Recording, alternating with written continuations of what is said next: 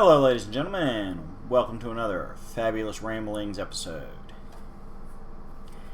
Now, this is basically a follow-up on last week's episode, as I teased at the end of last week's episode, where we discussed how some silly and shady lawsuit from Universal almost wrecked Donkey Kong, and in the process, Nintendo of America, before the fun really got started. But good times prevailed, Nintendo remained, Donkey Kong remained, and a little arcade game that could became one of the most famous arcade games of all time. And naturally, what happens when you make a game that everybody's playing, or if not playing, talking about? You make sequels! You port it to everything. Now, we discussed some of those ports while discussing the lawsuit, but it's a thing. So, since our main monkey man, Donkey Kong, has more than one game to his record, we're going to go ahead and discuss your Donkey Kong games. Now, we are going to specify that we are picking on games specifically starring Donkey Kong. We're not going to get into every game that Donkey Kong has been in, as thanks to the fact that he is owned by Nintendo, and Nintendo does love their crossover games, your Mario Parties, your Mario Karts, your Smash Brothers, Mario Tennis, Mario Baseball. And because Donkey Kong and Mario's franchises are kind of cousins in a sense, since Donkey Kong and Mario debuted in the same game, Donkey Kong themselves. Again, DK loves to show up in some Mario spin-off games. And we would be here all night mentioning every single one. So we are just going to stick to the ones where Donkey Kong is your marquee star. Big spotlight. Big Donkey Kong size spotlight.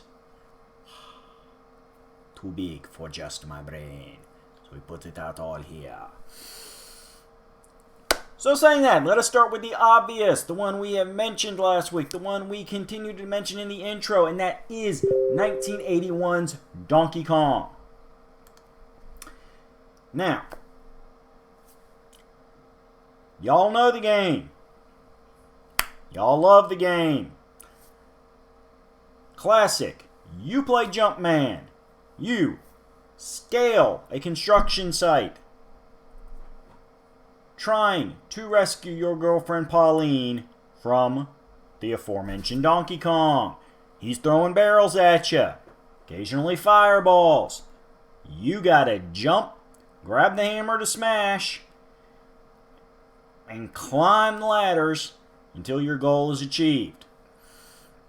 Now, while technically, like any good arcade game with enough skill, you can play theoretically forever, there is only a handful of actual stages that cycle back through with an increased difficulty. So, good news is, if you want to see every level in the game, and you have some good reflexes, you can do so in... Sorry, little computer multitasking. Gotta love those computers, just always throwing messages up at you. Anyway, as I was saying, good news is you can see all those levels, assuming that you have good enough reflexes to beat them on that first cycle through in a relatively short time. In fact, after this video, you can go dive into my Tuesday night gaming stream archives, where I managed to play and beat, in the sense of finishing that first difficulty cycle, both Donkey Kong and Donkey Kong Jr. with enough time to get my butt kicked by Donkey Kong 3, which we'll touch on both those games in a minute, in an hour. I mean, honestly, you break it down, I think it took me like, and that included a couple times to kind of get in the rhythm of playing Donkey Kong. I think it took me like 15 minutes to cycle the levels. Now again, that was only doing the one set of levels. Obviously, as I said, if you keep surviving, you can keep playing the same levels with the higher difficulties because it's an old school arcade game. That's what it was all about, was the high score. Now as such, Donkey Kong does get a little bit extra bit of history because it, along with games like Pac-Man, were the games that spawned some of the first major publicity-focused championship records, where folks would actually get media attention and official rankings for their high scores and attract a lot of attention when other people would try to challenge them. And they would occasionally break the records and set new records. Sometimes the champion would break that record and regain their crown. It's a thing. Donkey Kong, for a long time, was one of the big games that did that. Now, we're not going to get into too much of that because we got a lot of games to blast through here. But that is important for historic records and people who do like their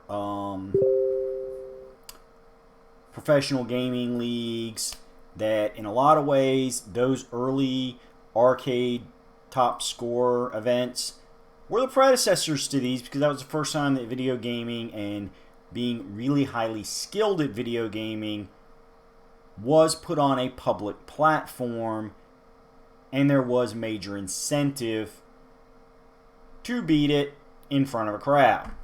But as I said, moving on. 1 year later, in 1982, we got Donkey Kong Jr.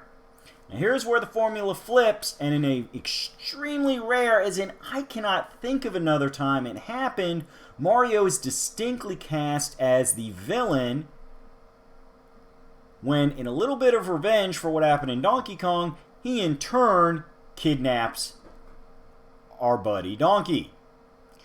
So it is up to DK Jr. to traverse 5 levels, rescuing his father from the clutches of Mario.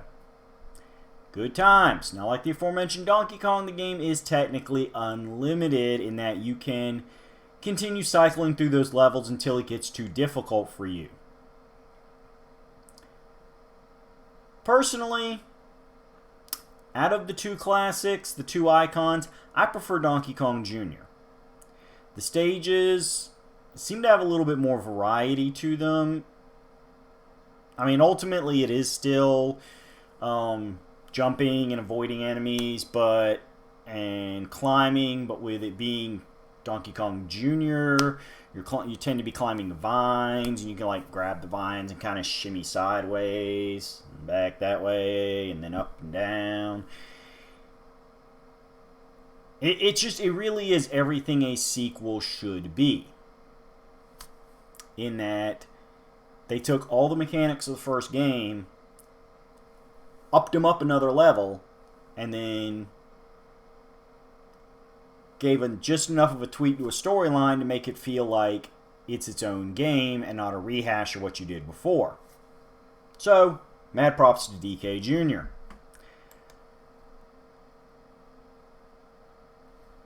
One year later, in 1983, we got Donkey Kong 3. Now, Donkey Kong 3 was not nearly the major hit that Donkey Kong and Donkey Kong Jr. were, mostly because they did a major rehaul to the formula. There is no climbing, there is no rescuing the princess, and there is no Mario/Jumpman. You are Stanley, and you are protecting your greenhouse and its plants from Donkey Kong. Heaven knows why he has something against your plants, and his bug pals. Now, the bugs trying to invade the greenhouse, you can kind of understand. Bugs like to munch plants. What Donkey Kong was doing there, nobody ever knows. Now, it's not a bad game.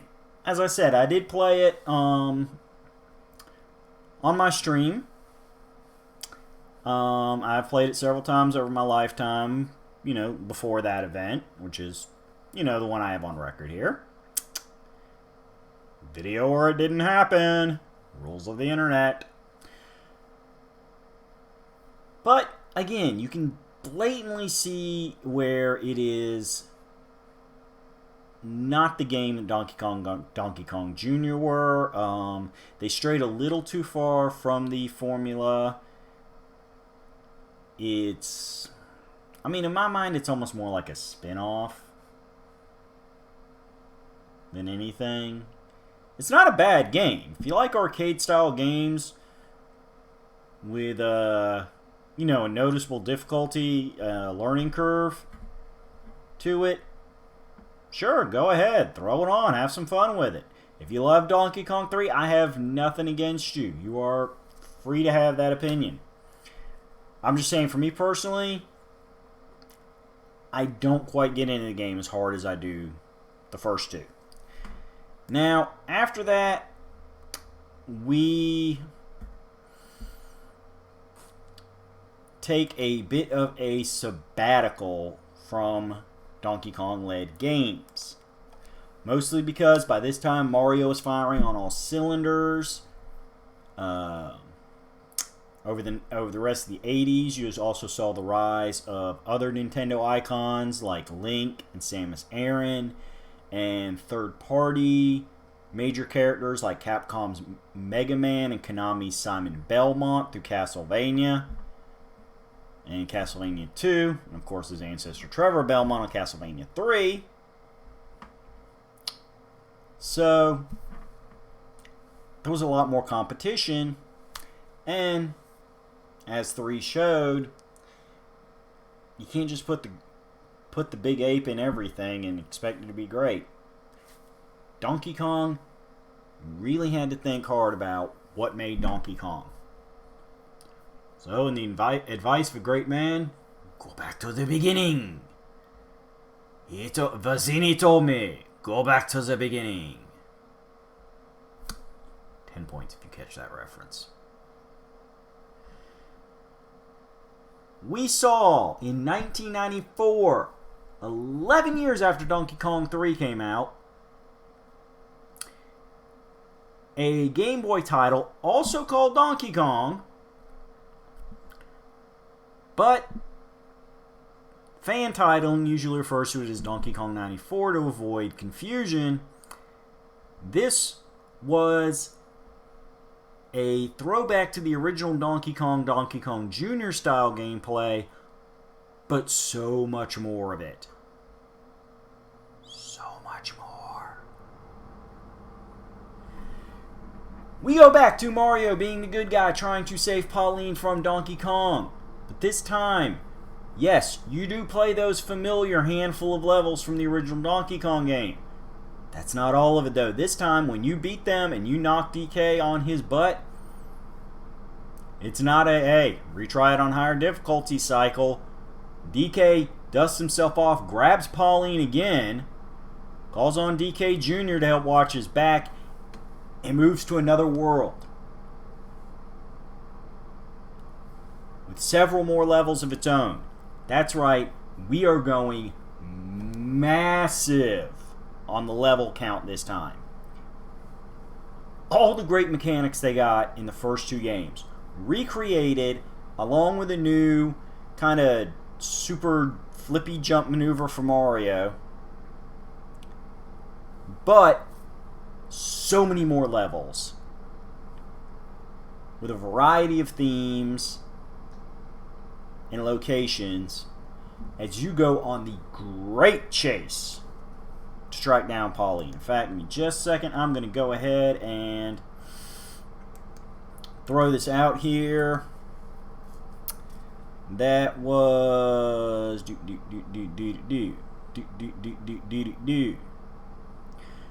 101 stages total.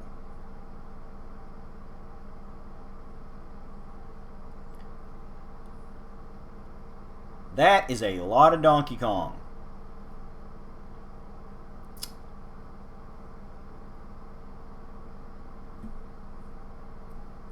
Now, I'm going to backtrack real quick. I would be remiss not to mention this.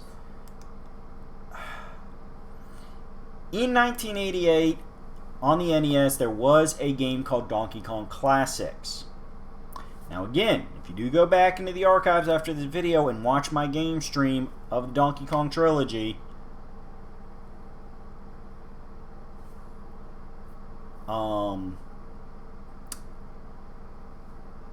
I do believe that Donkey Kong Classics was how I played Donkey Kong and Donkey Kong Jr. Now, because it is a compilation, my instinct was not to mention it because it's not new content. However, for the record, so I don't have, people calling me out on this, it is a Donkey Kong starring game, but it is a compilation game. So,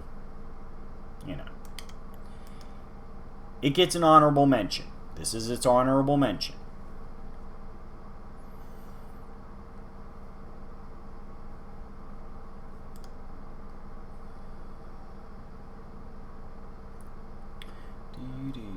So, that's a thing. Now, also in 1994, we got another big return of Donkey Kong. This time with no Mario in sight. Nintendo's old buddies, Rare, who had already done several games on the NES and a little bit on the Super NES, proposed an idea to massively overhaul what the world thinks of Donkey Kong. There's no Mario in sight on this one, folks, and no, we're not going back to Stanley and his little bug sprayer. Donkey Kong is going full-blown hero. I know you newer gamers, this is what you've been waiting for. They decided to give the Donkey Kong franchise an overhaul with, graphics that, in all the right ways, push the Super Nintendo's visuals to the limits. Rare gave us Donkey Kong Country. That's right, the classic Donkey Kong mechanics were temporarily retired. We went full-blown Super Nintendo 16-bit era style platforming as Donkey Kong Country debuted. We got the extended Kong clan. Old Cranky Kong, new sidekick Diddy Kong, love interest Candy Kong, and many more, as new villain King K. Rool, a lizardy crocodile looking just nasty, disgusting guy to look at. He decides to kidnap Donkey Kong's beloved banana horde. Just huge cave full of bananas. Just all the bananas all the Kongs could ever want to eat. And King K. Rool took them all. So Donkey and Diddy, they went to get their stuff back. Because this is Kong country. You don't just take from the Kongs. You take from the Kongs take from you. Like the previous release Super Mario World, you have a wonderful map screen, breaking the levels up into individual worlds that also link all the worlds into one big island full of adventure, ending with a battle on King K. Rool's own citadel. When it's all said and done, the day was saved, and the world saw Donkey Kong in a whole new light. Now he is just as much a butt-kicking hero as his former rival Mario, and a new franchise was born. That's right. One of the things that established the Super Nintendo was the Donkey Kong Country series. We also got, a year later, in 1995, Donkey Kong Country 2, and Donkey Kong Country 3 in 1996, completing the Super Nintendo trilogy, as well as Game Boy ports of the 3 games under the Donkey Kong Land heading. Now, I'm going to say I love the original Donkey Kong Country. 2 and 3 have some, really fun mechanics and playthroughs, but personally, there's some things I don't like about the series. And since this is my stream on my channel, I'm going to throw my 2 cents in for the record. First, Donkey Kong Country really started pushing the limits. Not so much the first one, but the franchise in general. It's really started pushing into one of my biggest problems with platforming that has become much more obvious in the 3D era, which is the scavenger hunt aspect. Okay, I'm going to give you an example. In the original Mario games, you had your power-ups. And that's fine. That's a thing. Get your mushrooms, get your superstars, get your fire flowers. DK has his animal companions that kind of serve as power-ups, and certainly Sidekick Diddy, which basically the way that mechanic works is if you're doing a one-player game, you start off as Donkey Kong, and Diddy kind of follows behind you. If you get hit as Donkey Kong, you switch out to Diddy. And eventually, hopefully, you will find a barrel that will bring, unleash and bring back Donkey Kong before Diddy gets hit, at which point, you're dead. And of course, the animal power-ups also add some extra hits to it. But that's the basics of the power-up hit system in a nutshell. As I said, comparing to Mario, you die if you're regular Mario. You get the mushroom. Now you have 2 hits because you're super, and then regular Mario. Fire Flower, still 2 hits. In the classic series, eventually it became a 3rd hit.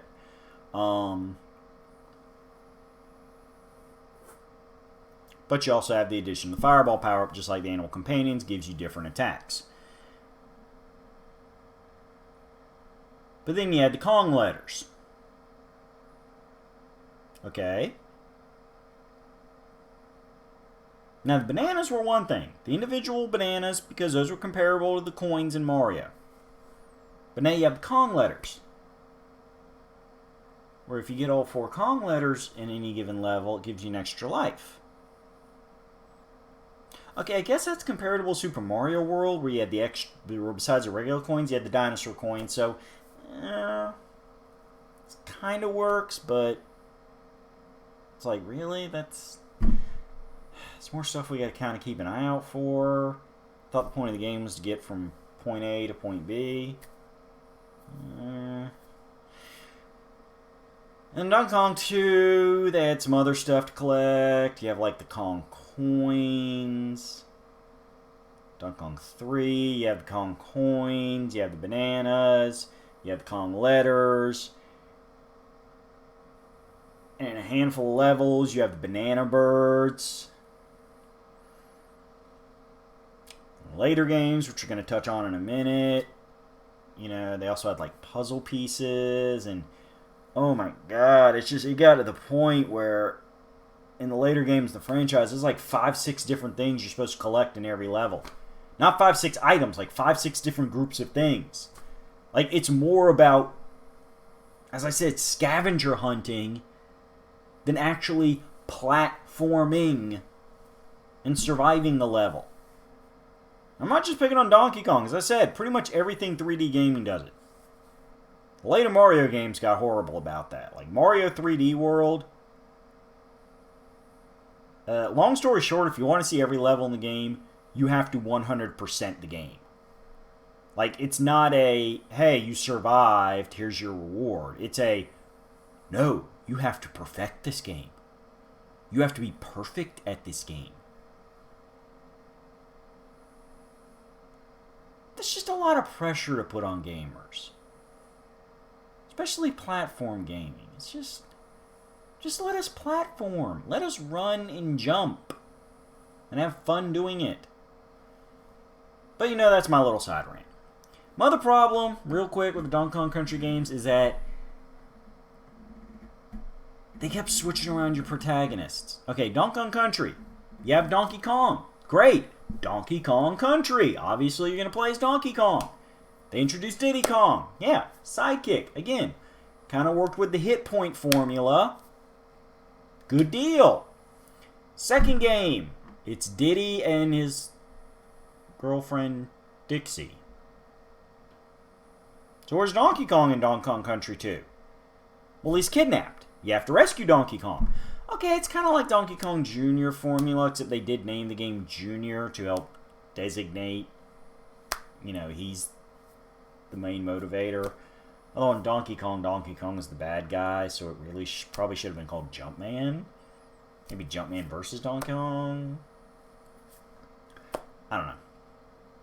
But that's the thing. It kind of goes back to the weird titling of some of these Donkey Kong games. But it's still somewhat. It's okay, they wanted to add something different to the game. Would have been nice if there was a New Game Plus mode where you could have, played as Donkey Kong through these levels now. Kind of like a little throwback thing. No, they didn't think about that. No, it's a Donkey Kong game. Why would I want to play as Donkey Kong? Even if I have to post-game it. No, you never play as Donkey Kong Country 2. But hey, I'm sure they just had a momentary bout of insanity and they fixed it in Donkey Kong Country 3, right? Right? Wait, Donkey Kong's kidnapped again? And they got Diddy Kong this time? So now it's Dixie and Diddly Squat Kong? Doofus Kong?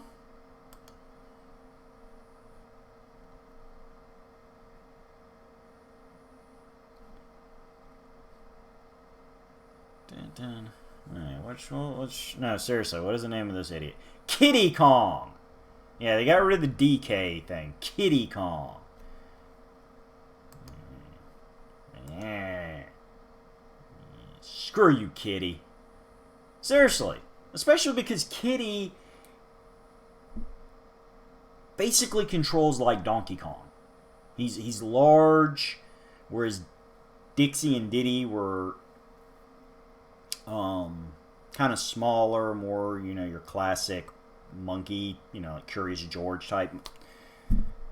So they were speedier and more agile. It's like if you were going to go back to having a character who was,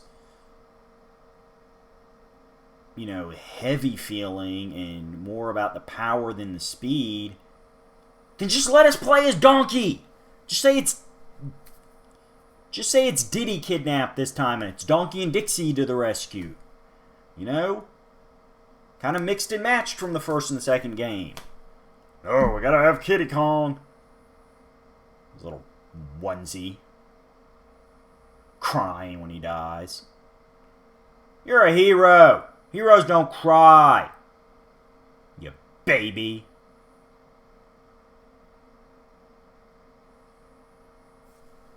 Yeah, your baby with your scavenger hunting. Don't need that in my game. I want to play as Donkey Kong in my Donkey Kong games.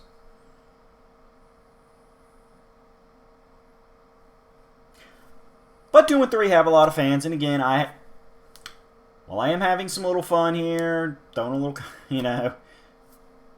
Look, if you like those games, feel free to like the games. If you prefer the sequels to the original, great, Play what you love. Love what you play. Personally, I don't know. I want more Donkey Kong playing in my Donkey Kong Country games.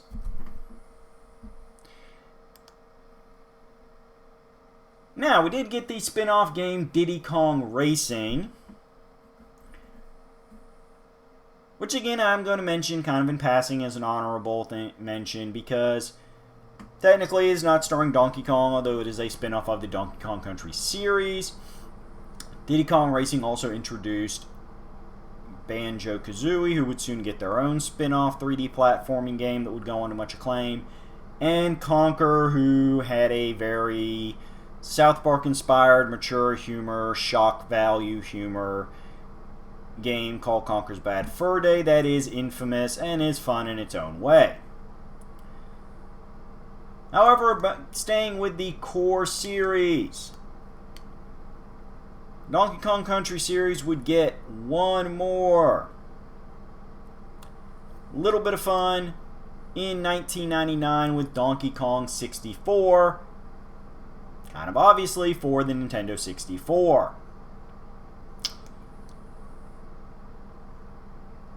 Now the good news is, you get to play as Donkey Kong again. Thanks. In fact, you get to have up to 5 playable Kong characters. Sweet. Do do do do do do do do do do. Good news! We got rid of that whiny little baby Kitty Kong. Yay!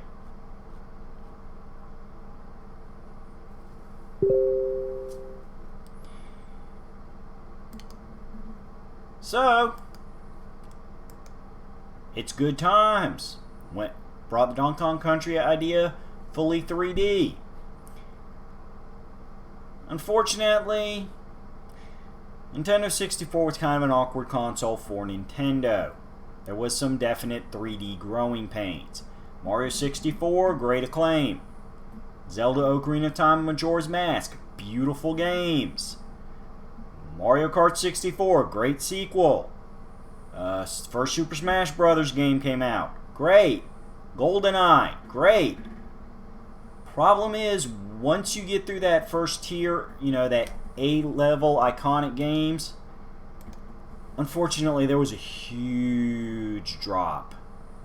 I mean, there was some good 64 games, but when you think of like all-time iconic games, I mean, the 8-bit NES, you can just go on for like an hour just naming games. Super Nintendo felt like every release that wasn't some licensed property game was just pure joy. I mean, personally, I consider Super Nintendo the greatest console ever made when it comes to the game library. And yes, I will fight people on that. Don't come at me with this PlayStation 2 nonsense. Don't come at me with this Xbox 360 nonsense. Super Nintendo game library is just... it is so stacked. Now that I've pissed off even more gamers, when it was all said and done, unfortunately, certain things just did not get immediate sequels on the N64 or even immediate follow-ups on the successor console, the Nintendo GameCube.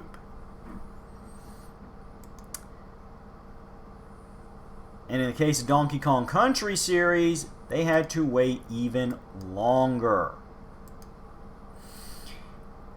Due to Rare leaving Nintendo for Microsoft,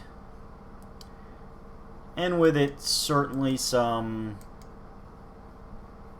minor technicalities about legal rights of how much work Rare did was work for Nintendo. We had to wait all the way until 2010. 11 years after Donkey Kong 64 for the appropriately named Donkey Kong Country Returns. This, instead of being made by Rare, was made by Retro Studios, who had previously done the Metroid Prime series that helped refresh and revitalize Metroid. But that's a video for another time. This time we get rid of K. Rool and his Kremlings and we introduce a group of demonic tikis known as the Tiki-Tak Tribe that arrive on Donkey Kong Island and, much like the K. Rools, steal Donkey Kong's bananas. You're back to playing just Donkey, Diddy, and the occasional animal friend power-up.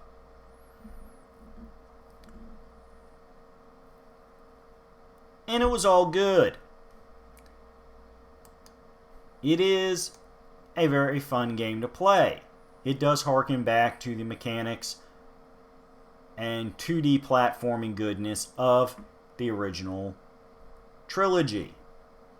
Well, it's more like 2.5 because there's some levels where you like can go kind of into the background for a second.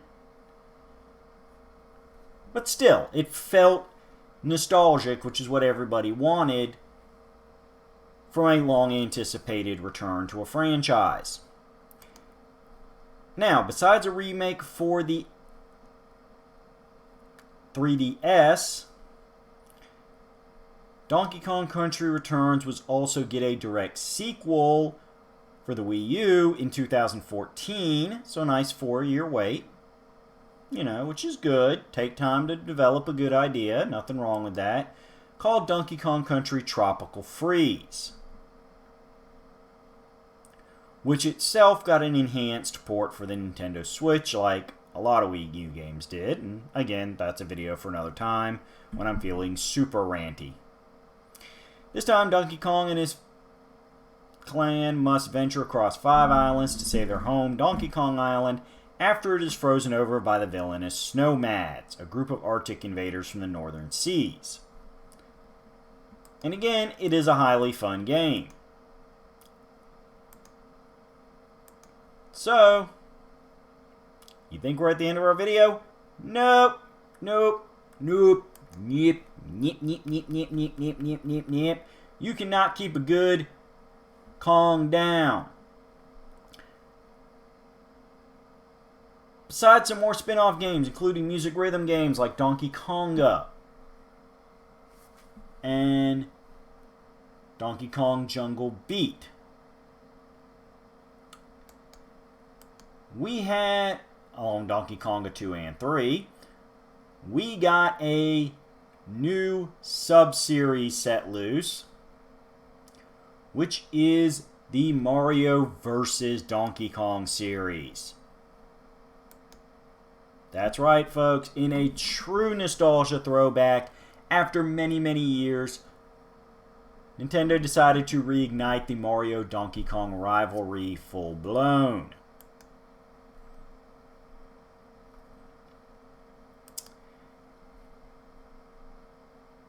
Now, these games were, by and large, portables, being released on the Game Boy Advance, DS, 3DS, and finally a 3DS and Wii U release for the last game in the series. But let's break it down. Now, Mario vs. Donkey Kong is a 2004 puzzle platform game released for the Game Boy Advance and is considered a spiritual successor to the original core Donkey Kong series. The game concept revolves around a combination of platform and puzzle elements, much like the Donkey Kong 94 release, and is fully, lovingly 2D.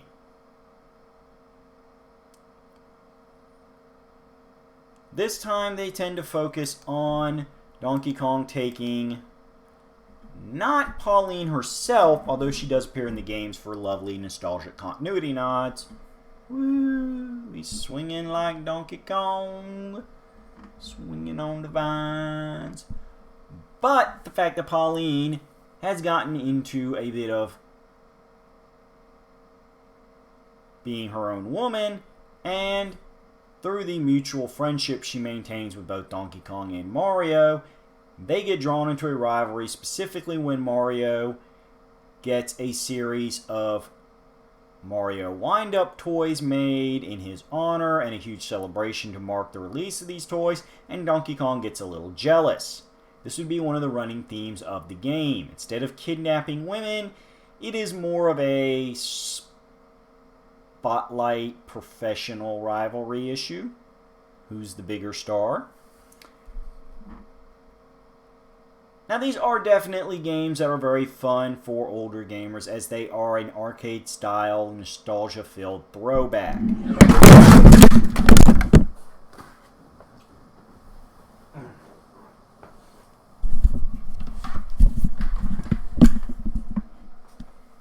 Drop my microphone there for a second. I guess I really got to be a little more still when I record.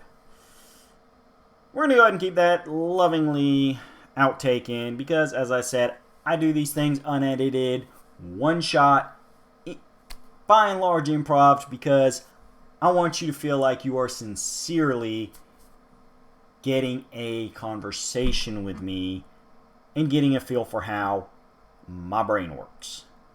Not a highly polished, highly filtered, highly censored, optimal version. At that point, I would basically be fake. Because the best of me is what flows when I'm not even trying to think. So yes, we had a microphone drop outtake in this episode. That makes it a special bonus fun episode. Back to what we're talking about. The Mario vs. Donkey Kong series. Tweaks up the nature of their rivalry, but still gives it that old school feel. Now, in 2006, we got a sequel with March of the Minis, in which instead of controlling Mario, the player now controls several mini Marios with the DS touchscreen. Mario vs. Donkey Kong Minis March Again, which also featured a level editor in which players can create custom levels. This being in 2009. 2010, we got Miniland Mayhem. And finally, we have... Excuse me, not finally. Overlooking something. Blah, blah, blah. Bad notes here. We have Minis on the Move, which was released exclusively via the Nintendo eShop download service in 2013.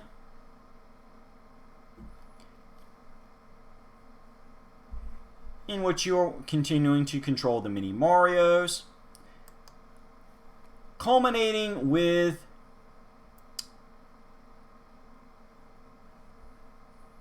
the release of the Wii U / 3DS simultaneous release of Mario vs. Donkey Kong Tipping Stars. This being the first of Nintendo's published titles to support a cross-purchase concept that would later be used in Super Smash Bros. For the Wii U / 3DS.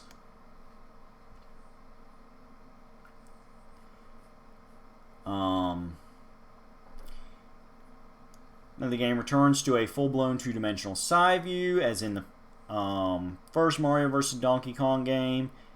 And you are, as with most of the sequels, continuing to guide the toy Marios through levels that are a combination of puzzling and platform as you try to deal with the somewhat jealous but still good-natured Donkey Kong. Now, that pretty much wraps up your Donkey Kong starring series.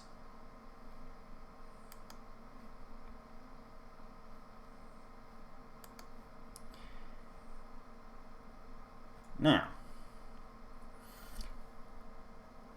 as I said, I am skipping over, now that was in 2015, so it's been 5 years since we've had a Donkey Kong starring game. Now I am skipping over, as I said, some of the spin-off music rhythm-based games, the racing games. I mentioned Diddy Kong Racing in passing. Because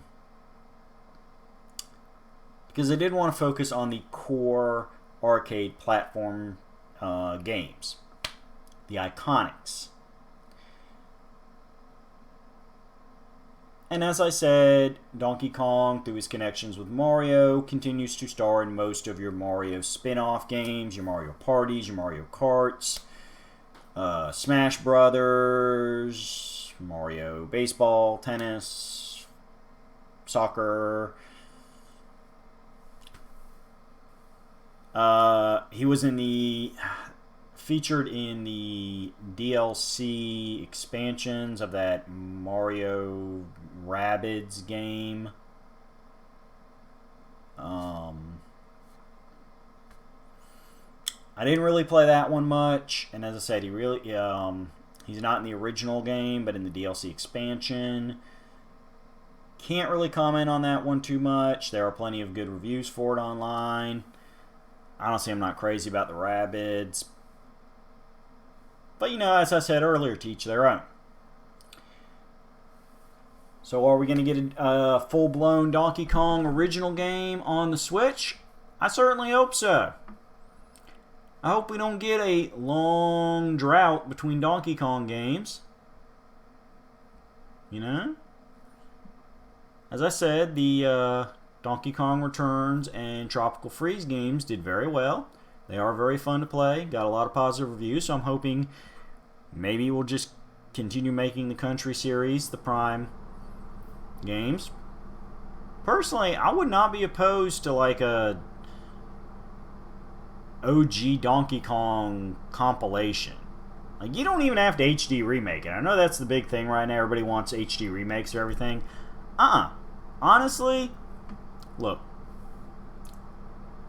Throw it on there for as a half-price value game. But if you really just want to put the original Donkey Kong, Jr., 3, and then the Donkey Kong 94, throw them all on one Switch cartridge. Throw some little bonus features, interviews with creators, Nintendo executives, cover gallery, history, like they did the Kirby Dream Collection on the Wii, which is an excellent compilation release. But Kirby is a discussion for another day. That is a huge rabbit hole. As Kirby eventually got really experimental with his gameplay mechanics. But, something like that would be great. It's 4 games. None of them are going to be huge in cartridge size. You could easily throw all those together with some bonus features and take care of business. It'd be an easy sell. As I said, honestly, you could probably get away with selling it as like a half-price game. So, that's my pitch. I want to see some more Donkey Kong on a platforming level. Core franchise. Because, Donkey Kong's where it all began. People love talking about Mario. Mario is the mascot and the icon. I have nothing against Mario. But Mario's first starring game, he did have a great ape of a rival. And let us never forget, because Donkey Kong Country showed, with a little bit of love, a little bit of care, and a lot of inspiration, you can definitely reinvigorate an old concept. Mario's done it multiple times. So, go out, play some classic Donkey Kong games. Whatever you can grab your hands on, they're pretty much all good. Enjoy what you do. Do what you enjoy. And come back here in 7. I don't know what I'm going to do this time. I'm going to think about it over the next week. As I said, a lot of this, it's what strikes my fancy at the time of recording. So, we're going to keep things surprising, folks.